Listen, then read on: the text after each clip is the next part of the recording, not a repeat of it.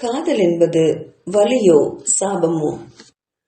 அடுத்த நாள் காலையிலேயே முழிப்பு வந்து எழுந்தவ தூக்க கலக்கத்திலேயே தான் பக்கத்துல கை வச்சு குழந்தைய தேடினா. ஆனா குழந்தை இல்லாம போனதும் அதிர்ச்சியில எழுந்து உட்கார்ந்தா. அப்பதான் அவளுக்கு நேத்து நடந்த விஷயமெல்லாம் நினைவுக்கு வந்துச்சு. தலையில கை வச்சபடி கொஞ்ச நேரம் உட்கார்ந்தவ மெதுவா மாதவனுடைய அறைக்கு போய் பார்த்தா. குழந்தையும் தந்தையும் ஒருவரை ஒருவர் கட்டி பிடிச்சபடி அழகா தூங்கிட்டு இருந்தாங்க. அந்த காட்சியை பார்த்தவளுக்குள்ள கொஞ்சம் பொறாம கூட வந்துச்சு. தன்னை விலக்கி வச்சுட்டு தன்னோட பையன் கூட அவன் தூங்குறானே அப்படின்னு நினைக்கும் போது அடி வயிற்றுல இருந்து ஒரு கேவல் எழத்தான் செஞ்சது. ஆனாலும் தான் குழந்தை தந்தை கூட ஒட்டி கொண்டத நினைச்சு சந்தோஷப்பட்டா. மேலும் மாதவன் குழந்தை மேல ரொம்ப அன்பாகத்தான் இருக்கான் அப்படிங்கிறது இதன் மூலமா நல்லா தெரிஞ்சது. அதனால குழந்தை எந்த கஷ்டமும் இல்லாம மாதவன் கிட்ட அன்பா வளருவான் அப்படின்னு நினைச்சவளுக்குள்ள நிம்மதி பெருமூச்சு வந்துச்சு. அங்கிருந்து நகர்ந்து போய் அன்னைக்கு உண்டான வேலைகள்ல இறங்கினா வேதிகா. காலையில எந்திரிச்சோன்ன பாலுக்காக தன்னோட பையன் அழுவான்னு தெரிஞ்சு முதல்ல பாலை தயார் செஞ்சு வச்சா. அதுக்கப்புறம் மாதவனுக்கு தேவையான காலை உணவை சமைச்சிட்டு காத்துட்டு இருந்தா. அதுக்குள்ள குட்டி பையன் எழுந்து அழவும் அந்த அழுக்குரல் கேட்டு அரை கதவை தட்டிட்டு உள்ள போனான். ஆனா அங்க மாதவன் குழந்தைய அழாம விளையாட்டுகளை காட்டிட்டு இருந்தான். அத கொஞ்ச நேரம் வேடிக்கை பார்த்தவ மெதுவா அவன் பக்கத்துல போய் நின்னான். சார் அப்படின்னு அழைச்சவகிட்ட என்ன அப்படிங்கிற மாதிரி மாதவன் பார்க்க, குழந்தைக்கு பால் கொடுக்கணும் சார், கொஞ்சம் என்கிட்ட கொடுக்குறீங்களா அப்படின்னு கேட்க, பால் தானே, போய் பாலை புட்டில ஊத்தி எடுத்துட்டு வா, நானே குழந்தைக்கு கொடுக்கறேன் அப்படின்னு குழந்தைகிட்ட விளையாடிக்கிட்டே வேதிக்காவை ஏறெடுத்துமே பார்க்காம சொன்னான் மாதவன். அதுல கொஞ்சம் வலி இருந்தாலும் அவன் சொல்றத மீற முடியாம மெதுவா வெளியில போய் பாட்டில எடுத்துட்டு வந்து கொடுத்தா. அத வாங்கியவன் குழந்தைக்கு கொடுக்க குழந்தை ஆர்வமா அதை வாங்கி குடிச்சது. அத வேதிக்கா ஆசையா பார்த்துக்கிட்டே நின்னான். திடீர்னு திரும்பி மாதவன் அவ குழந்தைய வெச்சக்கன்னு வாங்காம அப்படியே பார்த்துட்டு இருக்கிறத பார்த்து கொஞ்சம் கோவம் வந்துச்சு. போதுண்டி, இப்படி அடிக்கடி வந்து வந்து முறைச்சு முறைச்சு பார்த்தா அந்த வீட்டுல போனதுக்கு அப்புறம் இப்படி நின்னா பாக்குறவங்க நீதான் குழந்தையோட அம்மானு முடிவே பண்ணுவாங்க. இனிமே குழந்தை இந்த மாதிரி எல்லாம் பார்க்காத, உன்னோட பார்வையிலேயே அவ்வளவு பாசம் தெரியுது, இதுதான் உனக்கு கடைசி தடவை, போய் வேலை பாரு என்று எரிந்து விழுந்தான். தன் குழந்தைய ஆசை தீர பார்க்க கூட தனக்கு உரிமை இல்லையா அப்படின்னு மனசுல நினைச்சு பொறுமையவன் அந்த அறையை விட்டு மெல்ல நகர்ந்து போனான். மாதவன் குளிக்க போகும்போது மட்டும்தான் குழந்தைய அவகிட்ட கொடுத்தான். அலுவலகம் கிளம்புவதற்கு முன்னாடி மறுபடியும் குழந்தைய வாங்கியவன் கொஞ்ச நேரம் குழந்தை கூட விளையாடிட்டு தன்னை அவன் கூட நல்லாவே பொருத்திக்கிட்டான். அதையெல்லாம் வேடிக்கை பார்த்துட்டு இருந்தா வேதிகா. அலுவலகம் கிளம்புறதுக்கு முன்னாடி அவகிட்ட குழந்தைய கொடுத்தவன், குழந்தைகிட்ட ரொம்ப அட்டாச் ஆயிக்காத, நான் சொன்ன மாதிரி அவனை ஆயான்னு உன்னை கூப்பிட சொல்லு, அப்பதான் நாம அந்த வீட்டுக்கே போக முடியும். நீ அம்மான்னு அவன் கூப்பிடுற வரைக்கும் என்னால அந்த வீட்டுக்கு உன்னை கூட்டிட்டு போகவே முடியாது. கடைசி நாள் வரைக்கும் அவன் உன்னை அம்மானே கூப்பிட்டு இருந்தான்னா கண்டிப்பா உன்னை இங்கேயே விட்டுட்டு போயிடுவேன், குழந்தைய மட்டும்தான் தூக்கிட்டு போவேன் என்று மிரட்டி விட்டு போனான் மாதவன். அதை கேட்டவளுக்கு மனசெல்லாம் வேதனையில புழுங்க குழந்தைய வாரி அணைச்சுக்கிட்டா. அவனுக்கு உணவை ஊட்டி மருந்தையெல்லாம் கொடுத்து குளிக்க வச்சதுக்கு அப்புறம் அவனை தூங்க வச்சா. ஆனா குழந்தையோ நைட் நல்லா தூங்கினதுனால பகல்ல தூங்காம அடம் பிடிச்சது. அவன் கூட கொஞ்ச நேரம் விளையாடிய வேதிக்கா அவனை அம்மா அப்படின்னு அழைக்கும் போதெல்லாம் ஆயா சொல்லுடா ஆயா சொல்லுடான்னு மறுபடியும் சொல்லிக்கிட்டே இருந்தா. கொஞ்ச நேரத்துல குழந்தை ஆயாமா அப்படின்னு சொல்லுச்சு. குழந்தைகிட்ட மறுபடியும் ஆயாமா இல்லடா கண்ணா, ஆயா மட்டும் சொல்லு, ஆயா அப்படின்னு மறுபடியும் மனசுல வேதனை போங்க சொல்லி கொடுத்தா. ஆனா குழந்தையோ அவ சொல்றதையும் ஏக்க மறுக்கல, அவன் சொல்றதையும் விடல. ரெண்டையும் சேர்த்தி ஆயா அம்மா ஆயா அம்மா என்று சொல்லிக்கொண்டே இருந்துச்சு. கடைசி வரைக்கும் முயற்சி பண்ணவ ஓஞ்சு போனான். சரி, இந்த வரைக்குமாவது ஆயா அம்மான்னு சொன்னானே அப்படின்னு நினைச்சு சந்தோஷப்பட்டுக்க வேண்டியதுதான். மறுபடியும் நாளைக்கு முயற்சி பண்ணலாம் அப்படின்னு முடிவெடுத்துட்டு அவனை அப்படியே விட்டுட்டா. சாயங்காலம் வீடு திரும்பின மாதவன் குழந்தை வேதிக்காவை ஆயாமா என்று அழைப்பதை பார்த்து மனசுல சிரிச்சவன் வேதிக்காவை கூப்பிட்டான். என்ன இதெல்லாம் என்று கேட்டான். எது அப்படிங்கிற மாதிரி அவ பார்க்க, அதான் இப்போ குட்டி பையன் ஆதவ் உன்னை இப்ப கூப்பிடுறானே, அது அது என்ன? ஆயா அம்மா. நான் உன்னை அவனை ஆயான்னு தானே கூப்பிட வைக்க சொன்னேன். ரெண்டையும் சேர்த்தி ஆயாமான்னு கூப்பிடுறானே, இது என்ன பழக்கம்? எனக்கு ஒண்ணு புரியலையே. நீ வேணும் தான் இந்த மாதிரி அவனை தயார் பண்றியா என்று கேட்டான். அந்த கேள்வியில திடுக்கிட்டவன், ஐயோ இல்ல சார், நான் எவ்வளவோ தடவை ஆயா ஆயான்னு கூப்பிடுன்னு தான் சொல்லி கொடுத்தேன். ஆனா அவன் தான் கேட்கவே மாட்டேங்கிறான். ஆயா அம்மான்னு அதுலயே பிடிவாதமா நிக்கிறான். எனக்கு கொஞ்சம் டைம் கொடுங்க சார், நான் அவனை மாத்த முயற்சி பண்றேன் அப்படின்னு எழும்பாத குரல்ல மெல்லமா சொன்னான் வேதிகா. அது கேட்டவன், சரி சரி போ போய் எனக்கு ஏதாவது சாப்பிட்றதுக்கு கொண்டு வா அப்படின்னு சொல்லிட்டு குழந்தை கூட விளையாட ஆரம்பிச்சான்.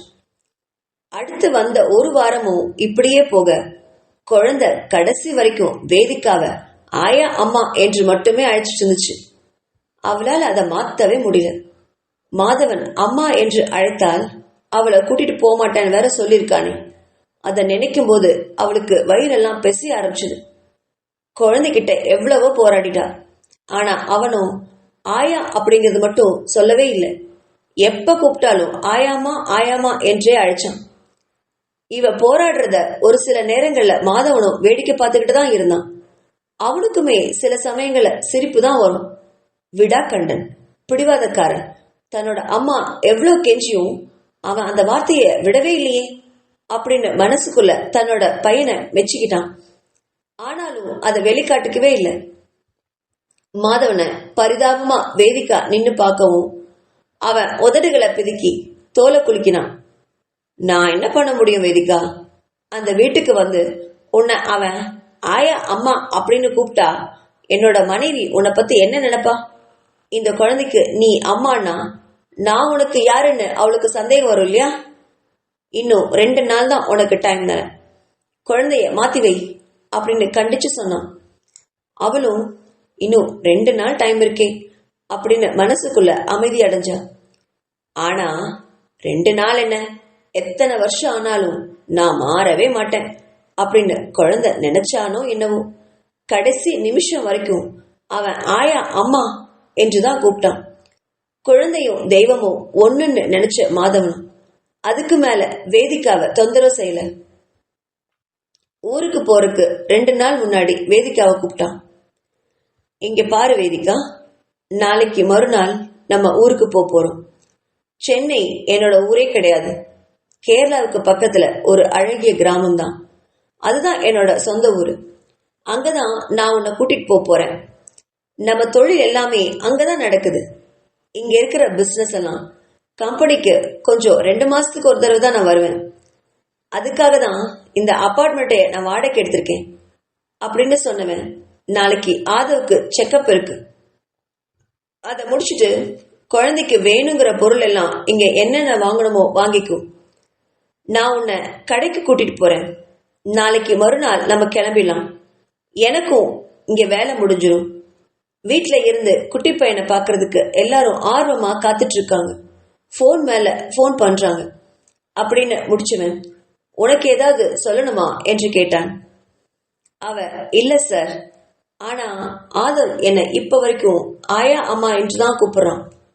அதான் எனக்கு என்ன பண்றதுனே தெரியல அப்படின்னு கழங்கிய விழிகளுடன் அவ கையை பிசைஞ்சு நிக்கிறத பார்த்தவனுக்கு மனசு ஏதோ பரவாயில்ல விடு அப்படின்னு மனசு சொல்ல, சரி விடு நான் சமாளிச்சுக்கிறேன் அப்படின்னு சொன்னதும் அவ முகம் பிரகாசம் அடைஞ்சது. அதை பார்த்தவனுக்கு வேதிக்காவை பார்க்க கொஞ்சம் பாவமா தான் இருந்தது. ஆனாலும் மனச கடினமாக்கிக்கிட்டான். சரி சரி நீ போய் வேலை பாரு அப்படின்னு அனுப்பி வச்சான். மாதவன் சொன்னது மாதிரி அடுத்த நாள் குழந்தைய மருத்துவரோட செக்கப்புக்கு கூட்டிட்டு போனான். குழந்தைய பரிசோதிச்ச மருத்துவர் குழந்தை நல்லா தேறி இருக்கிறதா சொன்னாரு. இனி எந்த பிரச்சனையும் இல்லை, மருந்து மாத்திரைங்களை சரியா கொடுத்துட்டு வாங்க, இனி அடுத்த மாசம் செக்கப்புக்கு வந்தா போதும் அப்படின்னு செக்கப்புக்கு நாளைக்கு மட்டும் நாளை குறிச்சு கொடுத்தாரு. குழந்தைக்கு தேவையான ஒரு மாசத்துக்கு பயன்படுற வகையில மருந்து மாத்திரைகள் எல்லாம் வாங்கினவன் மருத்துவமனையிலிருந்து வேதிக்காவையும் குழந்தையும் கூட்டிட்டு வந்தான். நேரா பெரிய ஷாப்பிங் மாலுக்கு போனவன் குழந்தைக்கு தேவையான எல்லா பொருட்களையும் வாங்கி குவிச்சான். அதை பார்த்தவளுக்கு எதுக்கு சார் இவ்ளோ அப்படின்னு கேட்டவ அவன் என்னோட பையன், அவனுக்கு வாங்கி கொடுக்கறது என்னோட உரிமை, அதை கேட்கறதுக்கு இங்க யாருக்கும் ரைட்ஸ் கிடையாது. குழந்தைக்கு தேவையான எந்த பொருளையும் நான் விட்டு கொடுக்க மாட்டேன், எது தேவையோ எல்லாம் வாங்கிக்கும். நம்ம போறது ஒரு வகையில கிராமம், கொஞ்ச தூரத்துல பெரிய பெரிய கடையெல்லாம் இருக்கும் தான், ஆனா அப்பப்ப போய் எல்லாமே வாங்கிட்டு வர முடியாது. என்ன தேவையோ அதை இங்கே வாங்கிக்கோ அப்படின்னு சின்ன கண்டிப்போட சொன்னான் மாதவன். சரின்னு அவ சொன்னாலுமே அவ வாங்கறத தயங்கினத பார்த்தவன் அவனே குழந்தைக்கு தேவையான துணிகள் பொம்மைகள் எல்லாம் நிறைய வாங்கி குவிச்சான்.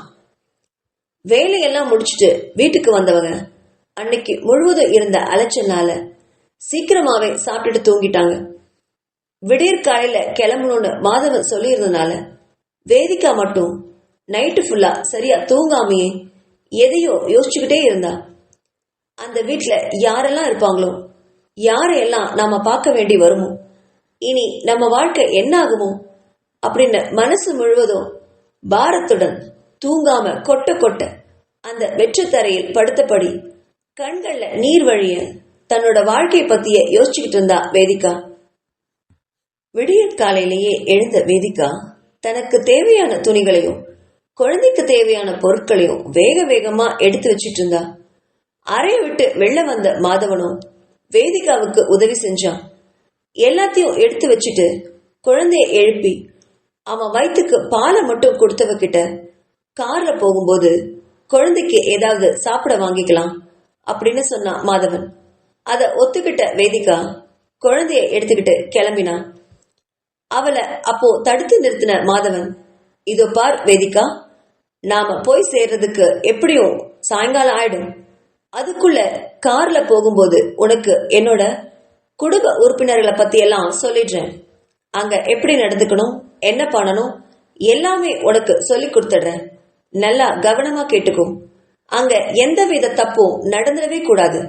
அப்படி ஏதாவது தப்பு நடந்து நீதான் என்னோட மனைவி, இந்த குழந்தைக்கு நீதான் அம்மான்னு யாருக்காவது அங்க விஷயம் தெரிஞ்சதுன்னா அதுக்கப்புறம் என்ன நீ கொலைகாரனாதான் பார்க்க வேண்டி வரும் அப்படின்னு கோவமா சொன்னவன் குழந்தைய அவ கையிலிருந்து வெடுக்குன்னு வாங்கிட்டு கிளம்பலாம் அப்படின்னு சொல்லி அவளை கூட்டிட்டு காருக்கு வந்தான்.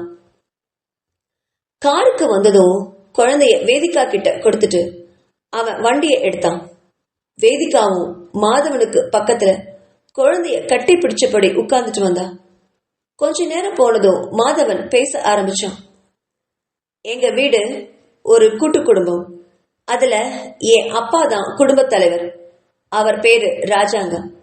என்னோட அம்மா ரொம்ப அன்பானவங்க. அவங்க பேரு உமா மகேஸ்வரி. எங்க அப்பாவுக்கு 2 அக்கா இருக்காங்க. அதுல ஒரு அக்கா தான் சாவித்ரி. அவங்க பொண்ணுதான் மல்லிகா. உனக்கு அவங்க 2 பேரையுமே நல்லா தெரியுமே. உன்னை கல்யாணம் பண்ணும்போது அவங்க உன் கூட தானே இருந்தாங்க அப்படின்னு சொன்னதும் வேதிகாவோட நினைவுல அந்த பொண்ணு பேபி, அதாவது மல்லிகா வந்தா. சின்ன வருத்தத்தோட தலையை ஆட்டினா வேதிகா. மாதவன் தொடர்ந்து பேசினான். அவங்க இப்போ நம்ம கூட இல்ல. அவங்க ஊரு திருச்செந்தூர். அவங்க அவங்களுடைய சொந்த வயலை பார்த்துக்கிட்டு அவங்களுடைய கணவர் கூட வாழ்ந்துட்டு இருக்காங்க. நம்ம வீட்டுல இருக்கிறது எங்க அப்பாவோட பெரிய அக்கா. அவங்க பேரு கல்பனா. அவங்க கணவர் பெயர் சிவநாதன். அவங்க பொண்ணு லதாவை தான் நான் இப்ப கல்யாணம் பண்ணிருக்கேன். எங்களுக்கு கல்யாணமாயி 2 வருஷம் ஆச்சு. இன்னும் குழந்தை இல்லை. குழந்தை பிறக்கிறது கஷ்டம்னு டாக்டர் சொல்லிட்டாங்க அப்படின்னு எதையோ யோசிச்சபடி அந்த வார்த்தையை அப்படியே நிறுத்திட்டான். அதை கேட்ட வேதிகாவுக்குள்ள, ஓ அதனாலதான் இவன் இந்த குழந்தைய அவன்கிட்ட வச்சுக்க நினைக்கிறான் போல இருக்கு அப்படின்னு நினைச்சவ ஆனா இவையே மல்லிகாவை கல்யாணம் பண்ணிக்கல, லதாவையே கல்யாணம் பண்ணிக்கிட்டான்.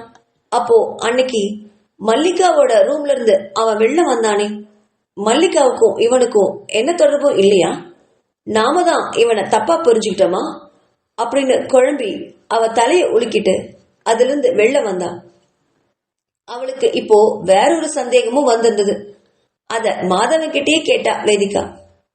அப்போ ஆதவ், நீங்க என்னன்னு சொல்லிருக்கீங்க குழந்தைய அப்படின்னு கேட்டவகிட்ட, வீட்டுல இருக்க எல்லாருக்குமே எனக்கு முதல் கல்யாணம் நடந்தது தெரியும். ஆனா நீ என்னை விட்டு ஓடி போயிட்டேன்ற கோத்துல எல்லாரும் இருக்காங்க. நீ திரும்ப வந்தாலும் உன்னை யாரும் இங்க ஏத்துக்க மாட்டாங்க. அந்த அளவுக்கு உன் மேல அவ்வளவு கோவத்துல இருக்காங்க. உன்னை முதல் தடவை பார்த்த நான் விசாரிச்சு தெரிஞ்சுக்கிட்டதுல எனக்கு ஒரு குழந்தை இருக்குன்னு தெரிஞ்சது. அதனாலதான் என்னோட வீட்டுல இருக்கவங்க கிட்ட என்ன முதல்ல கல்யாணம் பண்ணிக்கிட்டவ என்னோட குழந்தைய பெத்து அனாதை ஆசிரமத்துல விட்டுட்டு செத்து போயிட்டான்னு சொல்லிட்டேன். அந்த குழந்தை என்னோட குழந்தை. அதனால நான் வீட்டுக்கு எடுத்துட்டு வரேன்னு சொன்னதும் எல்லாருக்குமே ரொம்ப சந்தோஷம். நீ உயிரோட இருக்கேன்னு தெரிஞ்சா கண்டிப்பா இந்த குழந்தையையும் அவங்க ஏத்துக்க மாட்டாங்க. நீ செத்துட்டதா சொன்னதுனாலதான் அவங்களால இந்த குழந்தைய ஏன் குழந்தையா ஏத்துக்க முடிஞ்சது. அதனாலதான் உனக்கு படிச்சு படிச்சு சொல்றேன், அந்த வீட்டுல இருக்க குழந்தைக்கு அம்மா அம்மா நீதான்னு யாருக்கும் அந்த வீட்டுல இருக்கவங்களுக்கு தெரிஞ்சிடவே கூடாது. அதை மட்டும் எப்பவுமே நீ மனசுல அழுத்தமா பதிய வச்சுக்கோ. இந்த வீட்டுல இருக்கவங்க எல்லாருமே உன்னை ஏத்துப்பாங்களான்னு தெரியல. அவங்க கிட்ட ஆல்ரெடி நான் சொல்லியிருக்கேன், குழந்தை கூட ஒரு ஆயாவையும் கூட்டிட்டு வரேன்னு. அவங்களுக்கு அதுல துளி கூட விருப்பமே இல்லை. வீட்டுல இத்தனை பொம்பளைங்க இருக்கும்போது குழந்தைக்கு எதுக்கு தனி ஆயா அப்படின்னு ரொம்ப எதிர்த்து கேள்வி கேட்டாங்க. ஆனாலும் அவங்களை எல்லாம் சமாளிச்சுதான் உன்னை அங்க கூட்டிட்டு போறேன். அதனால நீ அங்க ஜாக்கிரதையா இருக்கணும். என்ன புரிஞ்சுதான் அப்படின்னு கேட்டான் மாதவன். அதை கேட்ட வேதிகா தலையை அசைச்சு சரின்னு ஒப்புக்கிட்டா. அப்புறம் முக்கியமான ஒருத்தரை பத்தி உனக்கு சொல்ல ஆசைப்படுறேன். என்னோட தங்கச்சி, அவ பேரு ராஜி. எங்க வீட்டோட இளவரசி. அவ என்ன சொன்னாலும் நாங்க எல்லாரும் மறுத்து ஒரு வார்த்தை கூட பேசாம ஏத்துப்போம். அந்த அளவு செல்லமா என்னோட தங்கச்சிய வளர்த்திருக்கோம். அவளுடைய மனசு எந்த காரணத்தை கொண்டும் கஷ்டப்படாம இருக்கணும்னு நாங்க நினைப்போம். இவ்வளவுதான் எங்க குடும்பம். அங்க இருக்கிறவங்க உன்னை கண்டிப்பா ஏத்துக்க மாட்டாங்க தான். ஆனா அதை நீதான் சமாளிச்சுக்கணும். என்கிட்ட எந்த கம்ப்ளைண்ட்ஸும் நீ கொண்டு வரவே கூடாது. எனக்கும் உனக்கும் எந்த உறவும் கிடையாது. எல்லாம் முடிஞ்சு போச்சு. நல்லா மனசுல வச்சுக்கோ வேதிகா. அந்த வீட்டுல எந்த காரணத்தை கொண்டும் எந்த இடத்துலயும் நான் உனக்கு சப்போர்ட்டா நிக்கவே மாட்டேன். அங்க இருக்கவங்க கிட்ட நல்ல பேர் வாங்கி அந்த வேலையை தக்க வச்சுக்க வேண்டியது உன்னோட பொறுப்பு. இதுக்கு நான் எந்த சப்போர்ட்டும் பண்ணவே மாட்டேன்னு அழுத்தமா சொன்னான் மாதவன். எந்த சம்பந்தமும் இல்லையா அப்படின்னு வேதனையோட நினைச்ச வேதிகா தன்னோட கழுத்துல இருந்த மஞ்சள் கயிறை தொட்டு பார்த்துக்கிட்டா. ஆனா மாதவன் கிட்ட எதுவுமே பேசாம தன்னோட குழந்தை தங்கிட்ட இருந்தா மட்டும் போதும் அப்படின்னு நினைச்சவ எல்லாத்துக்குமே சரி சரின்னு மண்டையாட்டிட்டு வந்தா வேதிகா. அதன் பிறகு மாதவன் எதுவுமே அவகிட்ட பேசல. இனி எல்லாரும் பத்தியும் அந்த வீட்டுக்கு போய் நீயே தெரிஞ்சுக்கோ அப்படிங்கறதோட நிறுத்திக்கிட்டான். குழந்தை இடையில எழுந்து அழவும் மாதவன் செல்லும் வழியில ஒரு ஹோட்டலை பார்த்து நிறுத்தினான். 2 பேரும் இறங்கி குழந்தைக்கு இட்லியை வாங்கி கொடுத்ததுக்கு அப்புறம் அவங்க 2 பேரும் சாப்பிட்டுட்டு மறுபடியும் பயணம் செஞ்சாங்க. கிட்டத்தட்ட 9 மணி நேரம் பயணத்துக்கு அப்புறம் சாயங்கால பொருள்ல ஒரு பெரிய அரண்மனை மாதிரி இருக்கக்கூடிய வீட்டுக்குள்ள கார் உள்ள போச்சு. கார் சத்தம் கேட்டதும் கேட்ல இருந்த வாட்ச்மேன் கேட்டை திறந்து விட்டாரு. அந்த கேட்ல இருந்து கிட்டத்தட்ட 1 கிலோமீட்டர் அளவுல பெரிய பூங்கா மாதிரி இருபிறமும் கார் வழுக்கிட்டு தார் சாலை மாதிரி இருந்த ரோட்டுக்குள்ள வழுக்கிட்டு போச்சு. இருபுறமும் அழகான வண்ண வண்ண மலர்களும் அழகிய மரங்களும் பார்க்கறதுக்கு கொள்ளை அழகா இருந்துச்சு. அங்கங்க வேலை செய்யற ஆட்களும் இருந்தாங்க. அதையெல்லாம் கவனிச்சபடியும் ரசிச்சபடியும் வந்தா வேதிகா. குழந்தைய இப்போ விழிச்சுக்கிட்டு பின் சீட்ல உட்கார்ந்து விளையாண்டுட்டு இருந்துச்சு. அதனால வேதிகாவோட கண்களுக்கு எந்த தடையும் இல்லாமல் இயற்கைய முழுவதுமா ரசிச்சுட்டு வந்தா. அதை அனுபவிச்சபடியும் வந்தா வேதிகா. ஆனா தன்னோட கண்ணுக்கு எதிரில பெரிய அரண்மனை மாதிரி இருக்கிற வீட்டை பார்த்தவ கொஞ்சம் அரண்டுதான் போனான். வயித்துல பயம் விரட்டுச்சு. ஆனாலும் அதை கட்டுப்படுத்திக்கிட்டவ இந்த வீட்டுல நெகிழ போகும் பிரச்சனைகளை தெரியாம என்ன நடந்தாலும் சரி நாம இங்க தைரியமா இருக்கணும் அப்படின்னு மனசுல சொல்லிக்கிட்டே வந்தா வேதிகா. கார் அந்த வீட்டுக்கு முன்னாடி நின்னதும் பெரியவங்க எல்லாருமே வெளியே நின்னது மாதிரி இருந்துச்சு வேதிகாவுக்கு. எல்லாரும் குழந்தைய வரவேற்க ஆவலோட சந்தோஷமா காத்துட்டு இருந்தாங்க. கார் வந்து நின்னதுமே ஒரு சின்ன பொண்ணு ஆவலோட ஓடி வந்து கார் கதவு கிட்ட நின்னா. அத கண்டவனுடைய முகத்துல அழகான புன்சிரிப்பு ஒண்ணு வந்துச்சு. அத கண்ட வேதிகா இவதான் அவனுடைய தங்கச்சி ராஜியாக இருக்கணும் அப்படின்னு மனசுல நினைச்சா. அவ நினைச்சது மாதிரியே கார் நின்னதும் அண்ணா அப்படின்னு ஓடி வந்து அவனுடைய கார் கதவை திறந்து விட்டா. மாதவனுடைய அன்பு தங்கை ராஜி. தனது தங்கையோட முகம் பார்த்து சிரிச்சவன் இறங்கி தங்கையோட தலையை கோதி விட்டான். என்ன ராஜிமா, நல்லா படிக்கிறியா இல்ல காலேஜ்ல டிமிக்கி கொடுத்துட்டு அங்கங்க கடிச்சிட்டு சுத்திட்டு வரையா அப்படின்னு கிண்டலோட கேட்டான் மாதவன். அப்பதான் பிஎஸ்சி ஃபைனல் இயர் படிச்சுட்டு இருந்தா ராஜி. அதை கேட்ட அவ, போங்கண்ணா, உங்களுக்கு எப்ப பார்த்தாலும் என்னோட படிப்பு விஷயத்துல கிண்டல் பண்ணிட்டு இருக்கிறதே உங்களுக்கு வேலையா போச்சு அப்படின்னு சிரிச்சவ, எங்க நான் குழந்தை அப்படின்னு ஆவலோட கேட்டா. அவ கேட்ட மறு வினாடியே குடும்பத்தினர் எல்லாருமே கார சூழ்ந்து கொள்ள குழந்தைய வரவேற்க எல்லாரும் எவ்வளவு ஆர்வமா இருக்காங்கன்னு நல்லா தெரிஞ்சுக்கிட்டா வேதிகா. தனது கணவனோட உரிமையா மரியாதையா இங்க வந்திருந்தா இப்போ இந்த குடும்பத்தோட அவளும் உரிமையோட இருந்திருக்கலாம். ஆனா இப்போ ஆயாவா இந்த வீட்டுல இறங்கி இருக்கேன் அப்படின்னு மனசுல வேதனையோட நினைச்சா வேதிகா. அன்னைக்கு அந்த சாவித்திரி சொன்னதை கேட்டு நிதானிச்சு யோசிச்சு பார்த்திருக்கலாம். இல்ல மாதவன் கிட்டே அதை பத்தி கேட்டிருக்கலாம். அதையெல்லாம் விட்டுட்டு அவசரப்பட்டு அந்த வீட்டை விட்டு அன்னைக்கு வெளியில வந்தது எவ்வளவு பெரிய தப்பு. மாதவனை அன்னைக்கு உயிரோட இழந்தவ இன்னைக்கு பெத்த பிள்ளையும் உயிரோட எழுந்துட்டு அனாத மாதிரி பிச்சைக்காரி மாதிரி நிக்கிறா வேதிகா. அத நினைச்சவளுக்குள்ள மனசு புழுவா துடிச்சுது. அங்க வேதிகா நிக்கிறத யாருமே கண்டுக்கல. எல்லாருமே குழந்தை எங்க குழந்தை எங்க அப்படிங்கிற மாதிரி மாதவனை பார்த்துக்கிட்டே நின்னாங்க.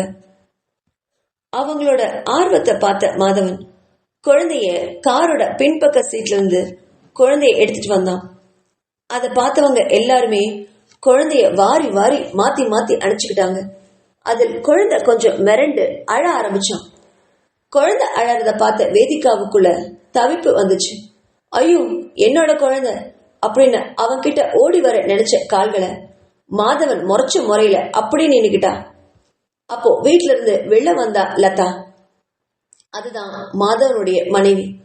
ஓடி வந்தவ, அடடா, இங்க என்ன இவ்வளவு கூட்டம், குழந்தை மிரண்டு அழுகுது பாருங்க, இப்படியா குழந்தைய விரட்டுவாங்க அப்படின்னு சொல்லி குழந்தைய தன் கையில வாங்கிக்கிட்டா.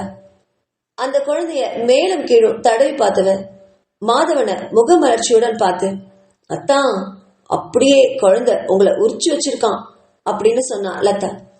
பக்கத்துல இருந்த மாதவனுடைய அம்மாவும் அவகிட்ட இருந்து குழந்தைய வாங்கிக்கிட்டா. குழந்தைய ஆர்வமா முத்தமிட்டு கொஞ்சினவ, மாதவா, இந்த குழந்தை கிடைச்சதுக்கு கடவுளுக்கு தான் நாம நன்றி சொல்லணும்.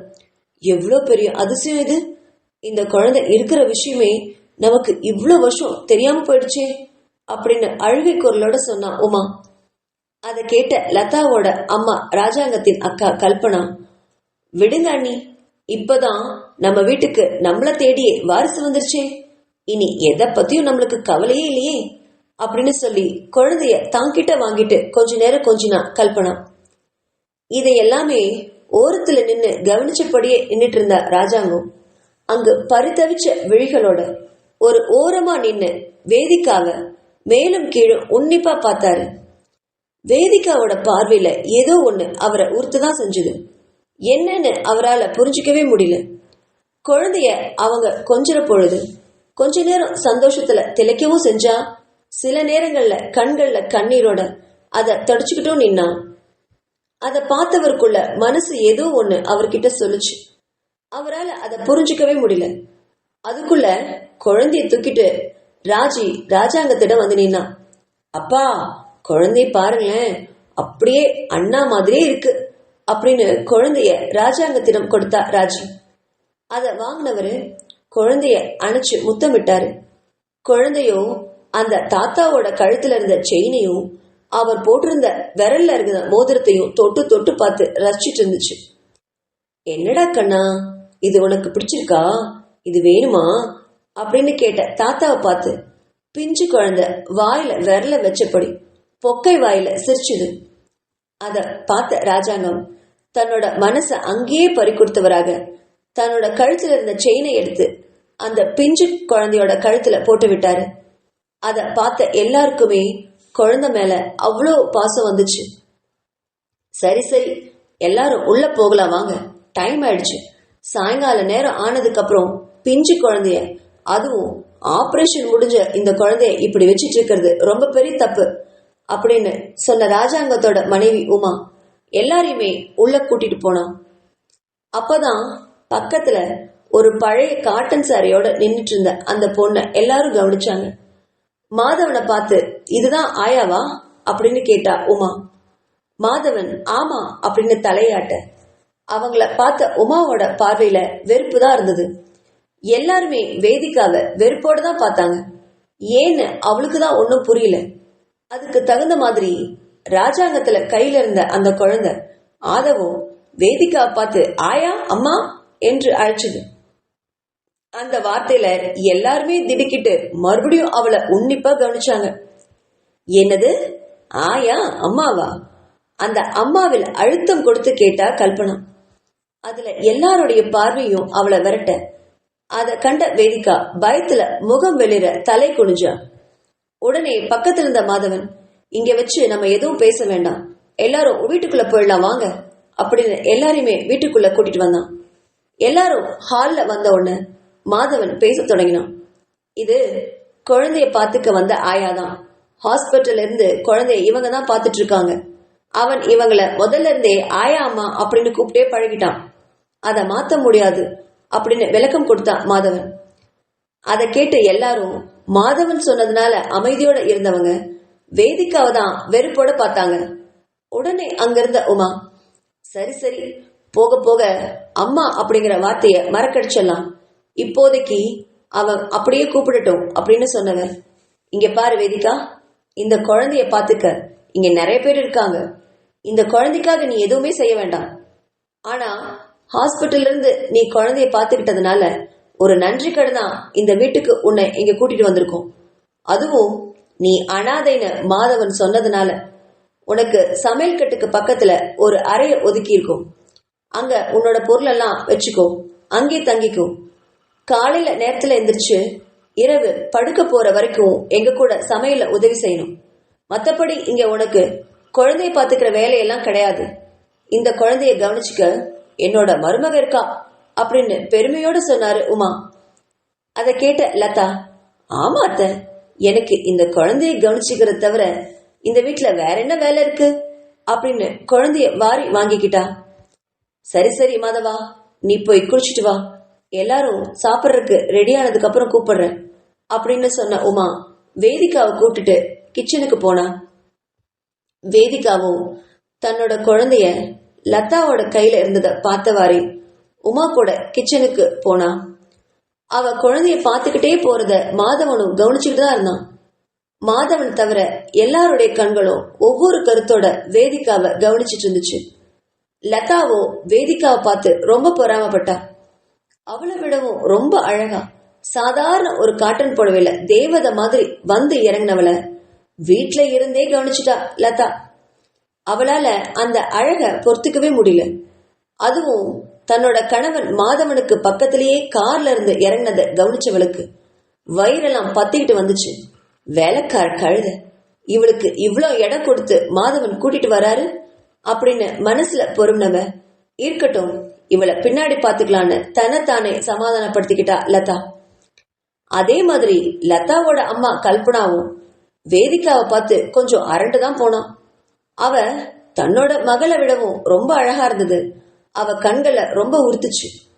ரெண்டு பேரும் இப்படி பொறாமப்பட்டு பார்க்க ராஜியோ அவளை பரிதாபமா பார்த்தா. என்ன கஷ்டமோ, இந்த சின்ன வயசுல ஒரு வேலைக்காரியா வர்றதெல்லாம் எவ்வளவு பெரிய கொடுமை. இவங்களை பார்த்தா நல்லா படிச்சவங்க மாதிரி தெரியுது. படிச்சதுக்கு உண்டான வேலையை பார்க்காம ஏன் இவங்க இங்க வேலைக்காரியா வரணும் அப்படின்னு யோசிச்சா ராஜி. இவங்க இப்படி எல்லாம் நினைக்க ராஜாங்கமோ வேதிக்காக எங்கேயோ பார்த்தது மாதிரி இருக்கேன்னு யோசிச்சுக்கிட்டே இருந்தாரு. எங்கேன்னு அவரால் புரிஞ்சுக்கவே முடியல. அவகிட்ட இருக்கிற தாய்மை உணர்வை அவர் நல்லா உணர்ந்தார். அது ஏன்னு தான் அவருக்கு புரியல. மாதவனையும் அவர் நல்லா கவனிச்சு பார்த்தாரு. மாதவன் எப்பவுமே தன்னோட உணர்வுகளை வெளியே காட்டாதவன். அதனால அவனை புரிஞ்சுக்கிறது கொஞ்சம் கஷ்டமா இருந்துச்சு ராஜாங்கத்துக்கு. சரி, இனி இந்த பொண்ணு இங்க தானே இருக்க போகுது, வர்ற நாள்ல அதை கவனிச்சுக்கலாம் அப்படின்னு நினைச்சவரு தன்னோட அறைக்கு ஓய்வெடுக்க போனாரு. மற்றவங்களும் அவங்கவங்க அறைக்கு போக வேதிகாவோ உமாவோட கிச்சனுக்கு போய் அவ சொன்ன வேலைகள் எல்லாம் செஞ்சு கொடுத்தா. அவளுடைய சுறுசுறுப்பு உமாவுக்கு பிடிச்சிருந்தாலுமே என்னமோ அவகிட்ட ஏதோ ஒண்ணு உறுத்துச்சு. அவளை பார்த்தா வேலைக்கு வந்தது மாதிரியும் தெரியல. என்னவா இருக்கும் அப்படின்னு குழப்பத்திலேயே சமையல் வேலையை செஞ்சா உமா. வேதிகாவிற்குள்ளும் நிறைய குழப்பங்கள். குழந்தைய அந்த லதா வாங்கிட்டுக்கிடு தன்னோட அறைக்கு போயிட்டா. ஆனா தன்னோட குழந்தையோ தன் அம்மாவை பார்த்தபடி கைகளை நீட்டுச்சு. அதை பார்த்து கூட லதா குழந்தையோட கைகளை மடக்கினபடி தன்னோட தோள்களை இறுக்கமா சாச்சுக்கிட்டு வேதிகாவை பார்க்காத மாதிரி திரும்பிக்கிட்டா. அதை கவனிச்ச வேதிகா மனசெல்லாம் ரணமாக இனி தன்னோட வாழ்க்கை இப்படித்தான் போகும் அப்படின்னு நினைச்சவளுக்குள்ள என்னமோ தவறு பண்ணிட்டோமோ அப்படின்னு முதல் தடவையா நினைச்சா. மாதவன் கூப்பிடும்போது நாம வராம இருந்திருக்கலாமோ? மாதவன் கொடுத்த பணத்திலேயே குழந்தைக்கு ஆபரேஷனை முடிச்சுட்டு நிம்மதியா அத்தையோட வீட்லயே குழந்தை கூட விளையாடிட்டு இருந்திருக்கலாமோ அப்படின்னு நினைச்சவ மறு வினாடியே அந்த ஆபரேஷனுக்கு பணம் கொடுத்ததும் மாதவன் தானே. அன்னைக்கு அதையும் அப்ப திருப்பி கேட்டிருந்தா நாம என்ன செஞ்சிருக்க முடியும்? அதுக்கும் விடை கொண்டு கொண்டவ தன்னோட வாழ்க்கையோட நிலையை எண்ணி ரொம்ப வேதனைப்பட்டா.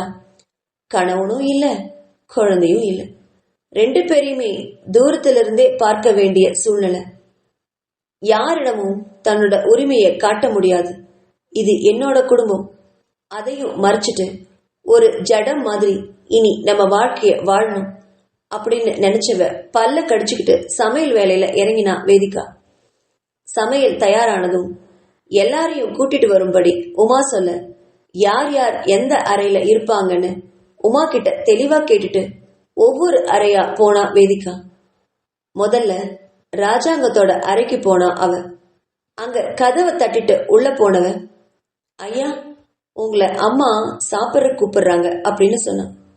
அதை கேட்ட ராஜாங்கம், சரிதாமா நான் வரேன் அப்படின்னு சொன்னவர் வேதிகாவை உத்து கவனிச்சாரு. அழுது சிவந்திருந்த முகம், கண்ணெல்லாம் வீங்கி இருந்துச்சு. பழைய புடவை அப்படின்னாலுமே அதுல மகாலட்சுமி மாதிரி இருந்தா வேதிகா.